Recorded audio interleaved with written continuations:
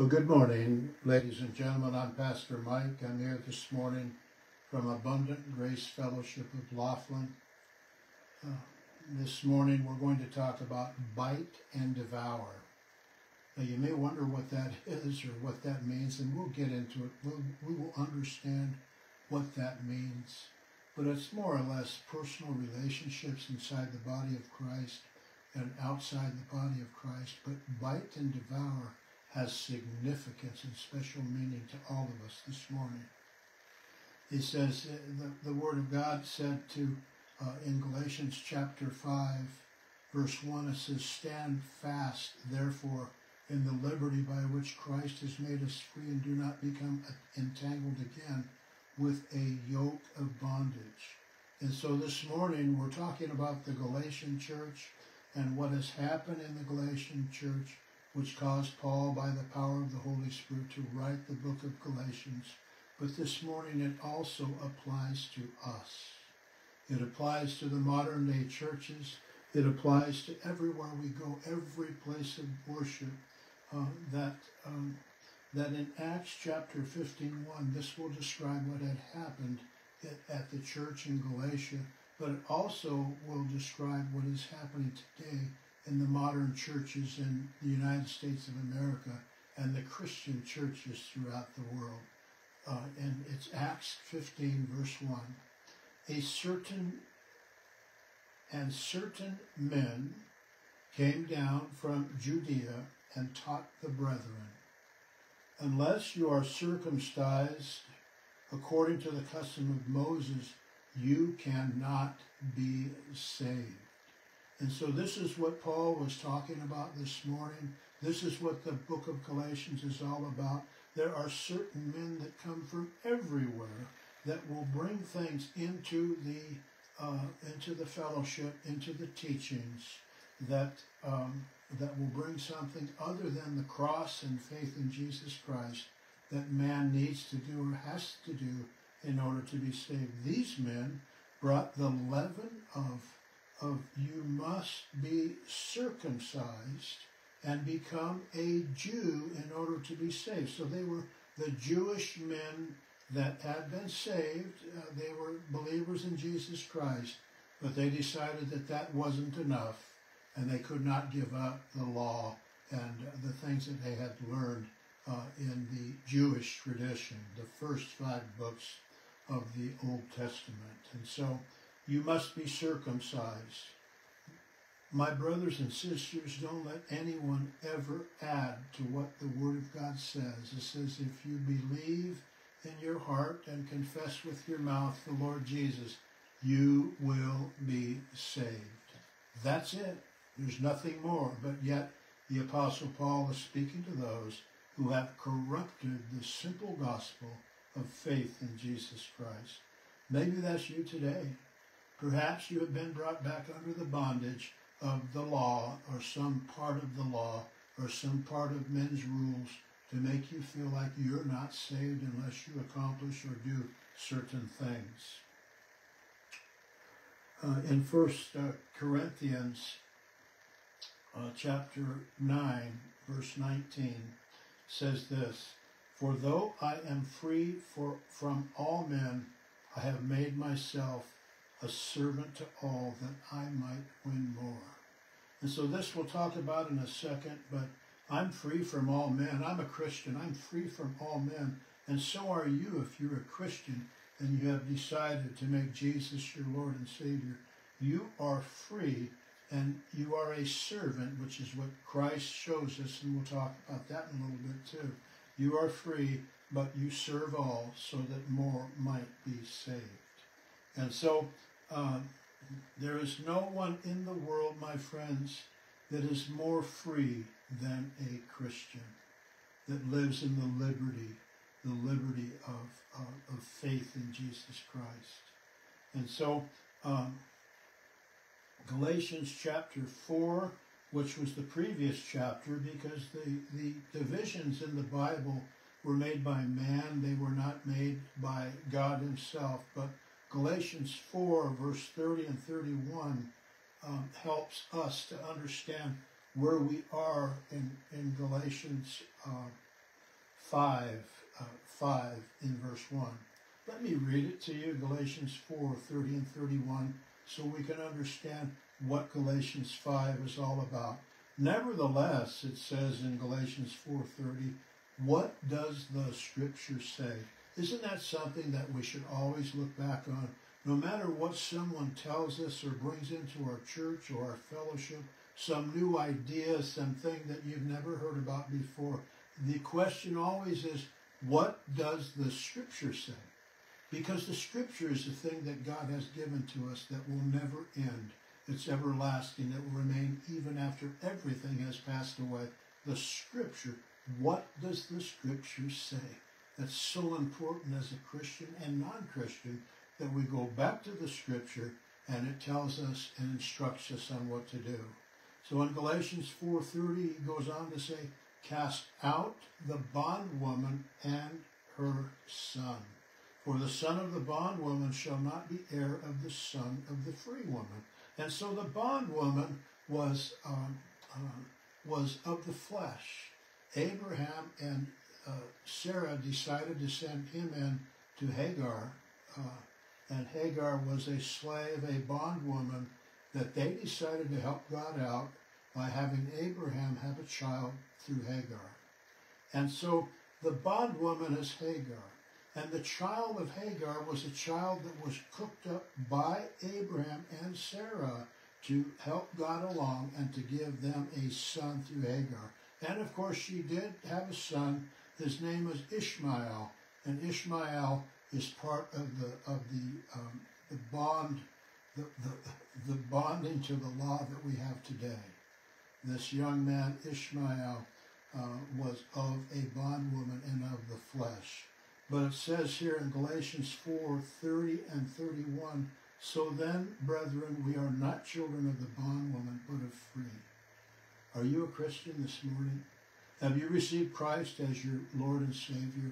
You are not of the bondwoman. You are of the free, which is the son of Isaac, the son of Sarah and Abraham.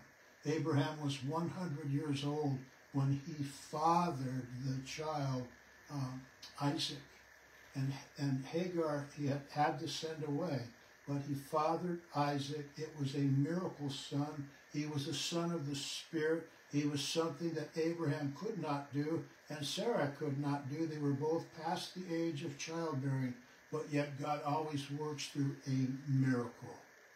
Just as when he sent his son by way of Mary, and it was inspired and the seed was planted by the Holy Spirit. No man had ever touched her. That's why they called her the Virgin Mary. So it was a miracle how Jesus came into the world, and it was a miracle on how Isaac came into the world too. God did a miracle. And so he's saying here that you cannot inherit and be an heir of the Son of God, the heir of eternal life, unless you are a son of the free woman, which is Isaac, of faith and righteousness. So this morning we set it up as thus, that you cannot be free unless you are a son of the free woman. And that is the same case with Isaac and Ishmael. And so,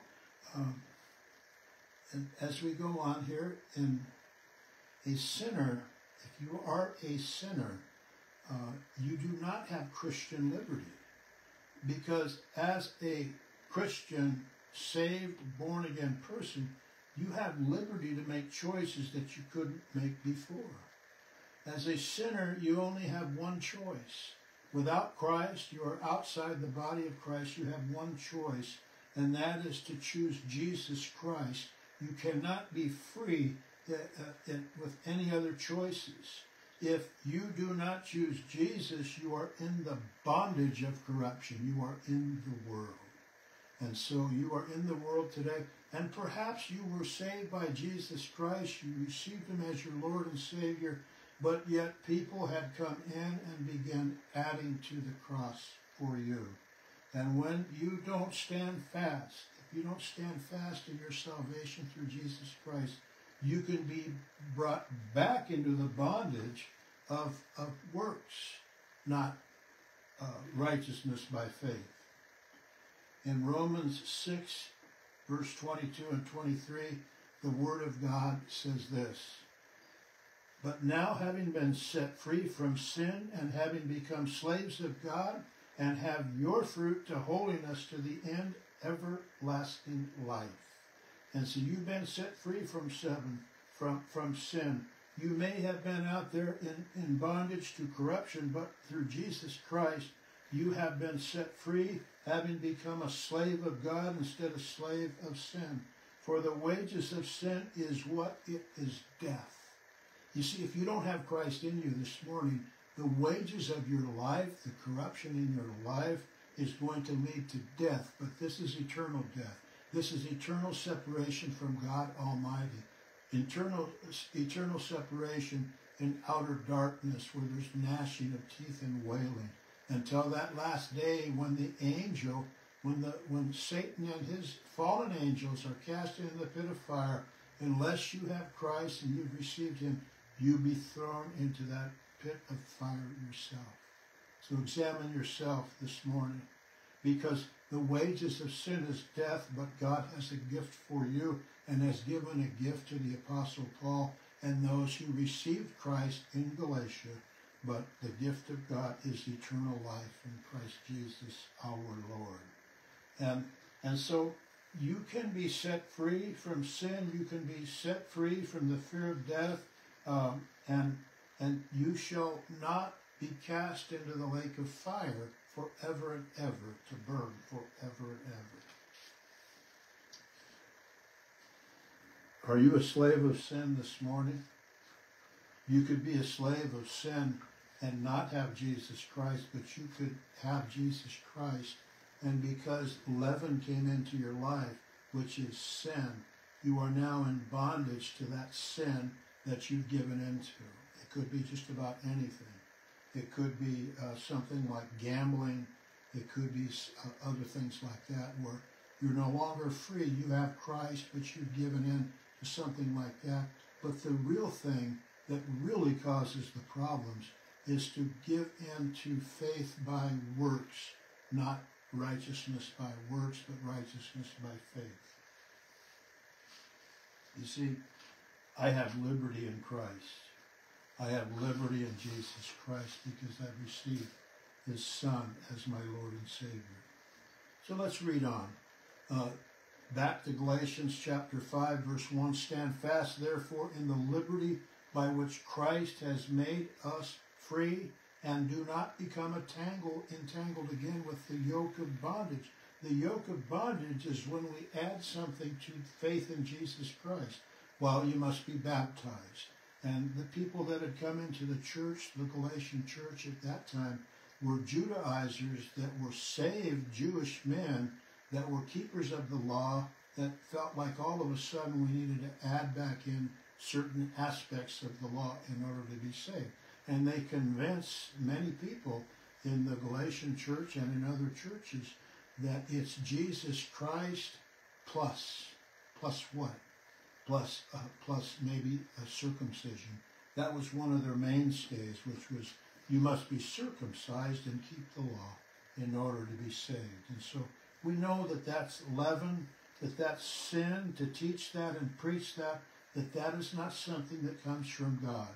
So then I say again, he said, the Apostle Paul wrote, "Do not be entangled again with the yoke of bondage. Indeed, I, Paul, say to you, every man who becomes circumcised." Oh, let me go back to verse 2. "I, Paul, say to you that if you become circumcised, Christ will profit you nothing." So if you add circumcision, say, "Well, I got to be circumcised because these men told me I need to be circumcised to be saved," Christ will profit you nothing. You're giving away your freedom and your liberty that you've received in Jesus Christ to add something to it, which is to be circumcised. And I testify again to you, verse 3, that every man who becomes circumcised, that he is a debtor to keep the whole law. So if you have added something to the gospel, if you have added something to what Christ gives you, which is free, then you have become estranged from Christ. You've attempted to be justified by the law. You have fallen from grace. And there are these men that came in, these Judaizers, and they started teaching these baby Christians that, oh, you need to be circumcised. You need to be baptized in our baptismal. You need to do this, you need to do that. But Jesus Christ, through the Apostle Paul, is saying, stand fast in the liberty that you have been under a law relationship, but to God to obey the law. It is easy to lose my freedom and add to the cross. I've been foolish in my freedom. Now I come under the power of Satan. I've become addicted to something. I'm saved, but I went ahead and I gave in to Satan, and I used my liberty as a way to sin, and my liberty has wound up getting me addicted to something that has nothing to do with Jesus Christ. For we, in verse 5, through the Spirit, eagerly wait for the hope of righteousness by faith. Are you hoping for your righteousness through faith in Jesus Christ? That is where your righteousness comes from. There's no other way that you can become righteous. For in Christ Jesus, verse 6, neither circumcision or uncircumcision avails anything, but faith working through love. You see, working through love, that's love, that you learn how to love your enemies, love those who persecute you, love those who try to destroy you with their words, love those who try to destroy your family through their words, love those who have hurt you in the community, love those who have hurt you with their words. And so, verse 7 says this, you ran well, who hindered you from obeying the truth. Now, Paul is speaking to the Galatian church. He says, you ran well, who hindered you from obeying the truth. They stopped obeying the truth, and they started trying to fulfill their righteousness through works. I'm set free to serve God in love, and he sees me as righteous, not by something I did, but by faith that I believed in Jesus Christ. And so, you ran well, who hindered you from obeying the truth. So he's talking to the Galatian church because now they were trying to be justified by being circumcised and keeping the law because someone had come in and began to preach this sin to them. This persuasion does not come from him who calls you, verse 8. You see, in verse 8, he says, this thing that you've given into, you've given away your liberty, it does not come from him, Jesus Christ, who calls you. This is not from Jesus Christ. And he said in verse 9, a little leaven leavens the whole lump. Leaven in the Bible represents sin. So sin, getting into the church by way of legalism, it begins to leaven the whole lump. And so speaking about the church, the Galatian church at that time, the whole church had begun, it had a little leaven, and it was threatening to leaven the whole lump. The law of being circumcised and keeping the Jewish law was leaven that they had brought in. And as it was continued to be there, it would leaven the whole lump. In other words, the whole church would begin falling away from faith in Jesus Christ makes me righteous to now I must keep the law and be circumcised to be righteous. That's the leaven that he's talking about. And this leaven has spread throughout the churches today in the United States and all over the world. A little leaven, which is bringing the law back into the church. Bringing the law, something that you must do in order to be accepted by Almighty God. What you must do in the only way that you can be saved and have liberty in Christ is to believe what he did for you and receive it, and receive him into your heart. Nothing else ever can save you. You see, the bondwoman was a woman of the flesh, and Ishmael was a son of the flesh. He was designed by Abraham and Sarai, and they went ahead and they tried to help God in their flesh, but God wanted to give them freely what he would give them freely through the free woman, which was Sarai, having the son Isaac. And to this very day today, we see the sons of Isaac, which represents Israel, the Jewish nation today, and the sons of Ishmael, which are those that are of the Arab nation that war against Israel for hundreds of years, thousands of years, because the sons of the flesh are of the flesh. They are called the warring sons. They love to make war. And Isaac's name means laughter. We laugh when we realize that we've been saved. I'll never forget the day that I received Christ. I cried and I laughed for a long time. I thought, oh my God, I didn't know it was that easy. I didn't know it was that simple. I was raised Catholic, so I was in there telling the priest everything I ever did wrong, and he'd give me a rosary and maybe a couple of rosaries. I'd be in there praying forever on my knees. I think I got blisters on my knees because I was praying to be forgiven and trying to be justified by what I do.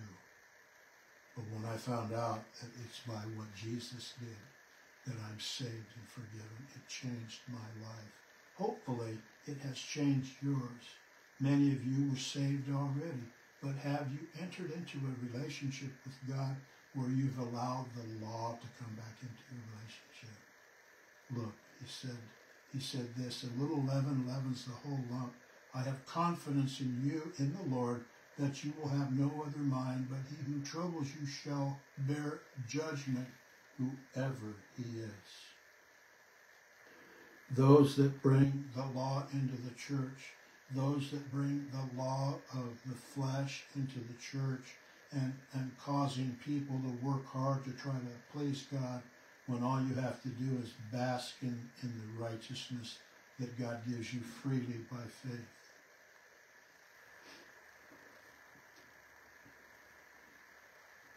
Verse 11 says this, and I, brethren, if I still preach circumcision, why do I suffer persecution? He does not preach circumcision. He still suffers persecution. Maybe you will suffer persecution in your life because you received Christ and you proclaim that that is how you're saved by faith, and you suffer persecution.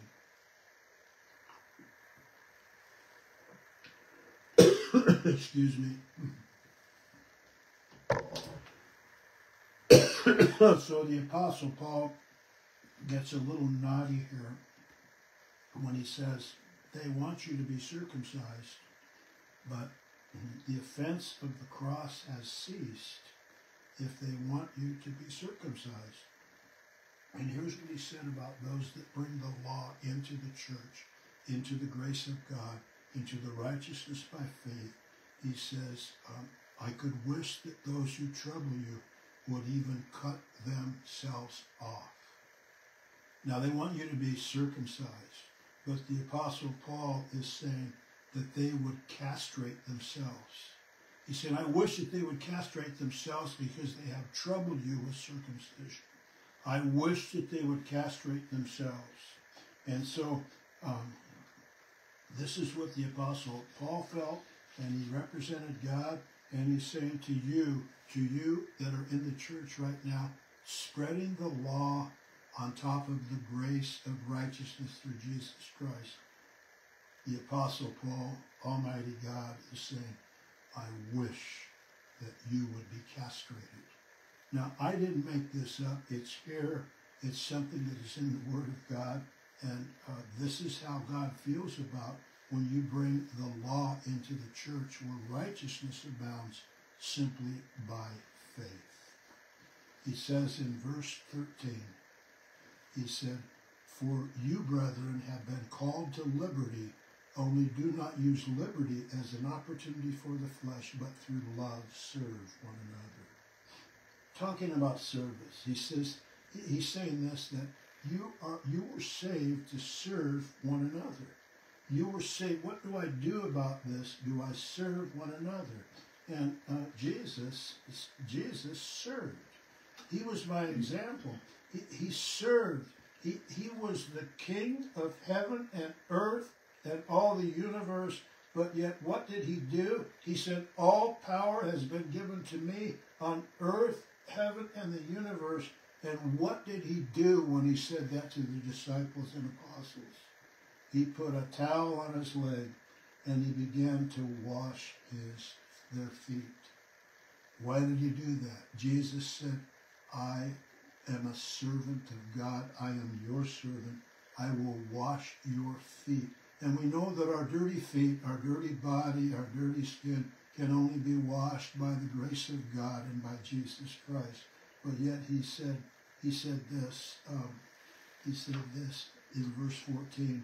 He said, for all the law is fulfilled in one word, even this, you shall love your neighbor as yourself. You know, we all want gifts. We all like people to wait on us. Oh, get me some water, do this and do that. You know, you like to sit there like a king. You know, water please. And so we want to be served. But yet Jesus says this. He says, you are to serve one another. When is the last time you washed someone's feet to demonstrate that you love them and you want to serve them? Jesus Christ washed their feet, and many began to weep because he washed their feet, because he had no sin at all, but yet he's telling them, I came to serve you. And as a Christian, have you come and served others? He says, all the law is fulfilled in one word. You shall love your neighbor as yourself. Do you want gifts? Do you like people to give you gifts? Well, then give gifts. That's the way to serve another person in love. Give the gifts. Loving your neighbor as yourself. I want to do for others what I want done for me. Can you do for others what you want done for you? Can you serve them? Can you serve them? And instead of serving yourself willingly and through love? There are those that have given me trouble throughout my life. And usually they're people that you know the best. It's your family. There are those that will give you trouble as a pastor, as a minister, as a leader in the church, and they will attempt to destroy you and ruin you. And so we go to the last verse this morning. It says this, but if you bite and devour one another, beware lest you be consumed by one another. What do you think about that? To bite and devour one another. Have you seen that in your life, in your church, where people are biting and devouring one another? This word bite in the Greek, the definition of bite in the Greek is to wound the soul, not the body, not the life, but to wound a person's soul, to cut and lacerate and rend with reproaches.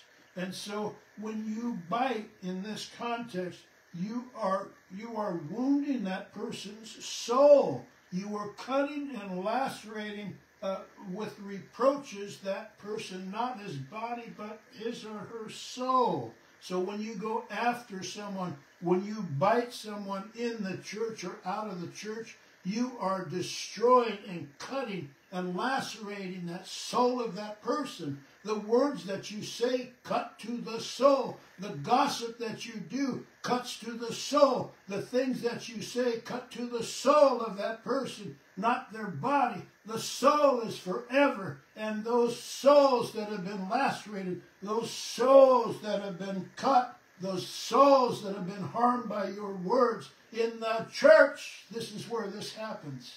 It should not be. It should not be. We should not bite one another, which is to lacerate or cut the soul. Has your soul ever been cut with words? Have you ever been harmed deeply by someone's words, but yet you can't talk about it? It's something that is so deep that you can't talk about it, but you carry that cut, that laceration, that cut in your soul, not your body. You see, my soul will live forever in a new body, a new beautiful body that is incorruptible forever and ever. But while I'm here, I see Christians biting one another. I see people biting me. I know that sometimes I have bit other people, but he's saying that you should not harm people. You should not wound people in their soul. That person next to you that you don't like, that you decided to start spreading rumors about that person. You've taken half-truths and spread them throughout the church and throughout the area, and it cut that person to the soul. You cannot see that cut, but you have inflicted it with your words. You need to stop biting other people. The word devour is the next word.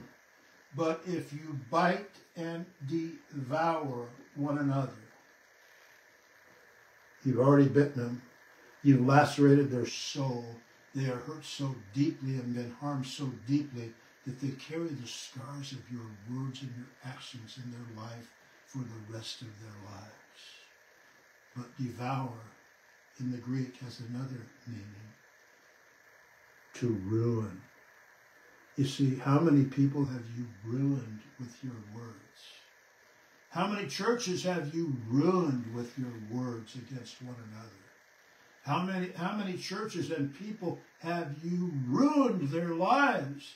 They've lost their status. They can't go anywhere without people whispering about them because of your biting and your words. You have harmed that person deep within his soul, and now you have brought that person to ruin with the infliction of injuries. Injuries to the soul, not the body. You see, the church is a spiritual body. The church is a body that God has created. I am something that God has created by faith in Jesus Christ. My spirit carries him. My soul carries Jesus in me. But yet Jesus was treated worse than I have been. Jesus was treated worse than all have been in the church or outside of the church. You see, he never sinned. He never thought of sin. He was the Son of God that came to die for us, for all of our sins. So if you have bit and devoured someone and ruined their life because of your words, Jesus was ruined the same way, and he never offered up an excuse. When they sent him to the cross, he went willingly because the Father sent him to come and die for our sins, including you biting and devouring other Christians or non-Christians. You have brought them to ruination. You have inflicted them with injuries to destroy or to despoil. Brothers and sisters, this morning, I'm appealing to you by the power of the Holy Spirit to realize what you have done with your words, the people you have harmed, the people that you have bit and devoured, the people whose reputations you have ruined with your words. Jesus went to the cross without offering up a word. Jesus went to the cross and died for you without offering up an excuse. He died and he rose again on the third day so that we who have faith and believe that Jesus died for all our sins can be forgiven and have liberty to worship him the way that he wants us to, by love. I love Jesus. The day that I met him, I loved him because he died for me. He died for everything I would do wrong. And if you've never said yes to Jesus Christ, and you have ruined other people with your words, with your skullduggery, with the ways that you have planned to hurt people, then you need to come to Jesus. You may be a Christian already, but you have fallen into the aspect of the flesh by judging other people, by causing other people to be run out of the church or run out of the community, wherever they are. You have sinned and you have deeply hurt someone. It should not be, but that's why Christ died. He died for your sin and my sin, all of our sins.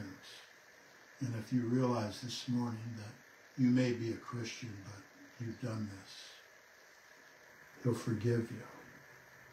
He will forgive all sins. He'll bring you back into the flow, the fold of the family. You may not even know that you've ostracized yourself from the family by ostracizing that person that you talked about and ruined with your words. You're outside the family now. If you would like to come back into the family, even if you were saved, even if you received Christ and you feel like you're saved and forgiven, this thing that you have done needs to stop, and stop now in all the churches throughout the world. I'm not in competition with another church. We are all working together for the same purpose, to serve Jesus Christ and to serve one another. We should be working together, not against each other. And so this morning, you may be a servant. You may be in bondage to something or someone. You may have never seen Jesus, that He died for you. Or maybe you received Jesus and you've gone back into the flesh. He'll cure that right now. He said if you confess your sins, He is faithful and just to forgive you and cleanse you from all unrighteousness. So those Christians that have gone back to the flesh and bit and devoured each other and other people, you can get right with God right now. Because you need to receive Jesus Christ once again, to start over. For those of you that have never received Christ and you're out there and you're lost, and you see this world today the way it is, the whole world is biting and devouring each other on TV. Wherever you go, there's whispering, there's talking, there's biting, there's murder being done by words. What's the answer? Receive Jesus. Just receive Him and ask Him to forgive you. Would you pray right now with me if this sermon has taught you anything and you feel like you want to be cleansed and be right with God and be forgiven? Just pray this simple prayer with me, Christians and non-Christians. Say, Jesus, I love you. I have sinned against my mankind. I have sinned against my Christian brothers. I have given them laws that don't exist. Lord, I realize now it was wrong, and you died for that sin. Jesus, come into my heart right now. Forgive me. Cleanse me from all unrighteousness. Make my heart once again white as snow, and write my name in the Lamb's Book of Life in heaven, so that when I die, my name will be in that book, and Jesus will receive me. Say, enter into my peace, my good and faithful servant. All those things you've done will be gone and forgiven and lost into the sea of forgetfulness.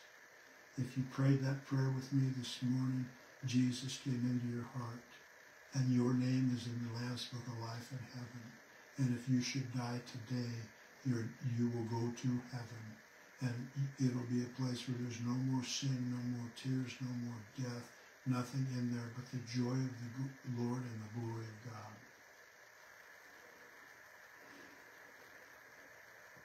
Come back. Come back to that church, that original Calvary Chapel in the 60s, where we were loving one another and not judging one another and not talking about each other, but telling everybody about the love of Christ. Would that be you today? Could you do that with the power of God and the help of God? Would you come back? I'm asking you this morning that if this has touched you in any way, this sermon, these words, I'm asking you to share it on your, wherever you're watching it, to share it to others. The reason I'm asking you to do that is because the leaven needs to be cleansed. It needs to be cast out. So share this with your family or friends at this time of the year when those you've hurt are so sad and they're destroyed and their souls are hurting. Their souls are bleeding because of what you've said and done. Share it with your family. Share it with your friends. Share it with your co-workers. Don't bite and devour one another. Love one another. I thank you this morning for watching. I pray that God has touched you with his fabulous, wonderful, life-giving words as he's touched me. God bless you. We'll talk next week about how the flesh wars against the spirit. That'll be good too. Amen and thank you.